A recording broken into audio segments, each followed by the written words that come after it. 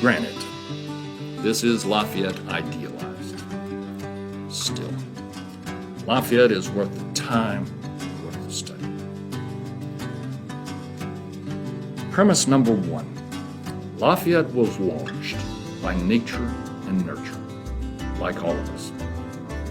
Premise number two, Pfizer and GlaxoSmithKline, the pharmaceutical giants, are unlikely to get FDA approval anytime soon for a courage, perseverance, resilience mega pill. And until they do, Lafayette can help.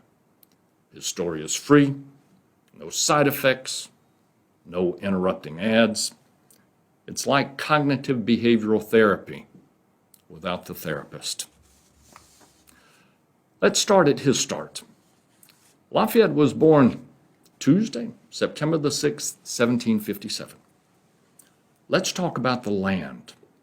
Where you are born makes a difference. It has impact. We are, for the moment, cartographers, makers of maps. So get your bearings, grab your globe. We'll talk geography, then terrain. First, finger France. Southwest, Spain. West, the Bay of Biscay, the Atlantic beyond.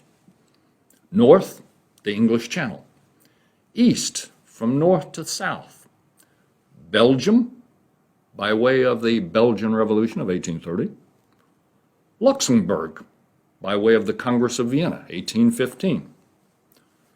Germany, by way of the Franco-Prussian War of 1870 and Napoleon III. Then Switzerland, Italy, and the Mediterranean, south. Four ports you will hear often. Le Havre, at the English Channel at the mouth of the Seine River. Go west, the tip of the peninsula of Brittany to Brest on the Celtic Sea, and then out to the North Atlantic. Lafayette owned land in Brittany, by the way. He was, therefore, a Breton noble. Now Bordeaux on the Garonne River, on the Bay of Biscay, and then down on the Mediterranean, Toulon and Marseille. There is Paris, north-central France, and 10 miles west of Paris, the city of Versailles. Population today, about 85,000, compared to Paris at 2 million. King Louis XIV, the Sun King, the longest reigning monarch ever, 72 years, 110 days, built that opulent Versailles palace, the Hall of Mirrors. Whenever I see pictures of the Hall of Mirrors, I think of Anton Chekhov's story, which I recommend to you, called The Kiss. Government conducted business here at Versailles for all but 7 years until 1789, the French Revolution. Oh, and by the way, Queen Elizabeth II, she's been on the throne 70 years, now nipping at Louis XIV's heels. Come closer to home. Scan 300 miles south of Paris, Clermont-Ferrand. Today, population 147,000, corporate headquarters of Michelin, producer of more tires than any company other than the Japanese-owned Bridgestone Firestone. Goodyear, by the way, is third. At the square there in Clermont-Ferrand is the Place de Jardin, and there sits a massive sculpture of Vercingetorix, on horseback, wielding his sword. That horse seems at full throttle. The detail is worth just a moment. Imposing mustache, you could get lost in that mustache. The saddle regalia. Vercingetorix, remember, was Lafayette's boyhood hero. The sculpture was Friedrich Bartoli. Bartoli also did Liberty Enlightening the World. We know it better as the Statue of Liberty. Before he turned his attention to sculpture, Bartoli studied painting under Ary Scheffer. Scheffer painted a full-length portrait of Lafayette in 1822. It was presented to Congress in 1824 during Lafayette's farewell tour of America. It hangs to the speaker's right today in Congress.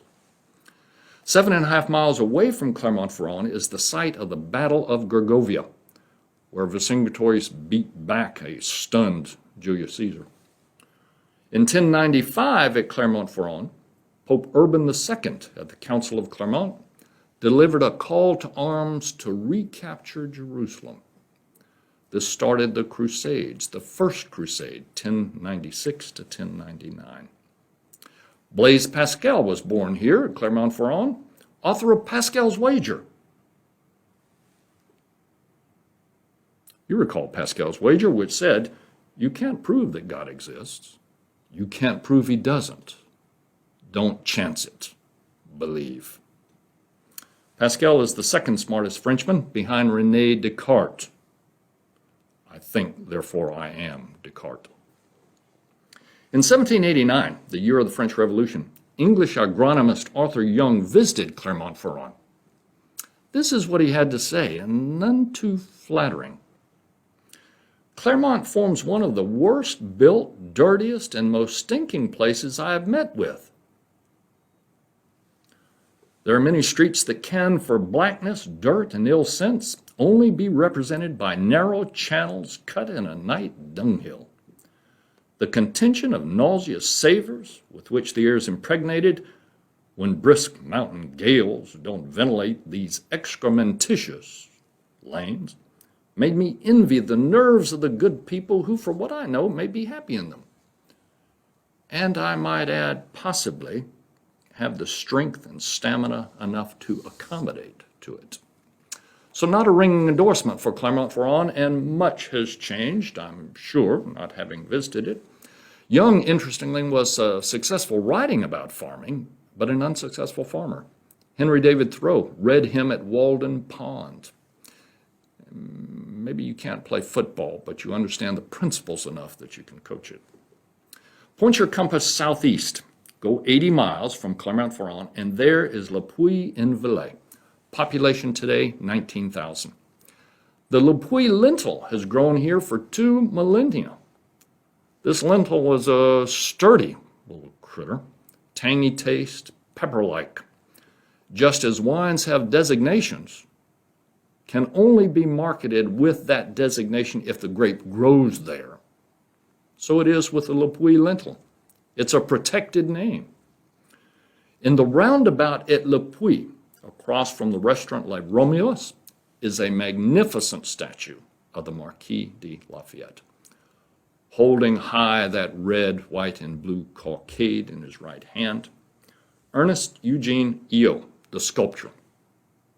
The statue here in LaGrange, Georgia, is a cast iron copy of that very statue at Le Puy.